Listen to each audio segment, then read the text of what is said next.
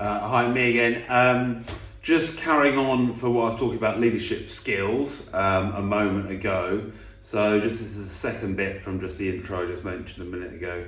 So when I think back, actually I've got this photo right here. So this was me in the Cox's 4 here. And we've got Steve Redgrave here, Tim Foster, Matthew Pinsent, James Cracknell. This was the new 4 lineup after their win in 2000. I know it's a long time ago. In the Cox's 4, and we were the next 4 that went on to win a couple of World Championship gold medals after that photo. So we had a different coach for that from they did. And we had to deal with different personalities, different leadership styles, all the way through our coaching.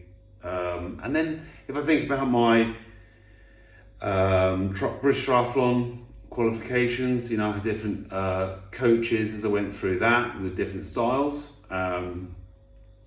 Went through swimming qualifications, personal training qualifications, Pilates qualifications.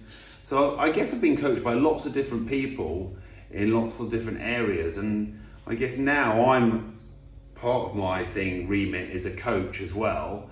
And every time I have someone, I have to assess them in normally 20 or 30 minutes before I take them on as a client, and I try and work out in that time what my style is going to be with like them. So, for instance, when I'm on running my triathlon camp at Lanzarote, we're going to go for a sea swim.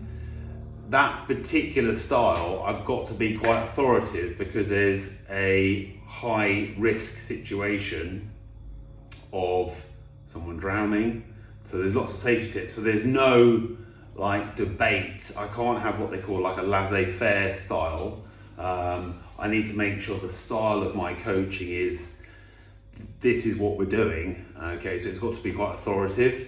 But when I'm dealing with higher performing athletes, at that particular time, I might be asking them, how does that make you feel as you're doing that exercise? What are you feeling there? How did it feel afterwards? What do you think we need to add in next week to the training program to get the X or Y result? So I change my coaching style, and this is maybe an opportunity for you could pause this and have a little just question amongst each other, is if you were to go out and coach a particular sport, or stand up and organise a little game or something now, what would be your leadership style? Because you might need to adapt it and change it for different scenarios all the time. So that's really, really important.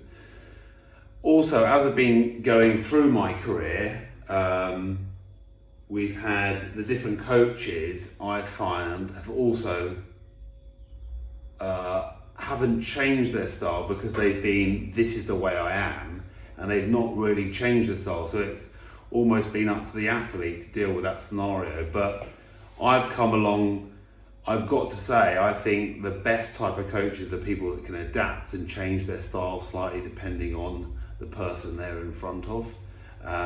So that would be an interesting one for me. It's normally impacted by the way they were taught or way they were brought up, is their different coaching style.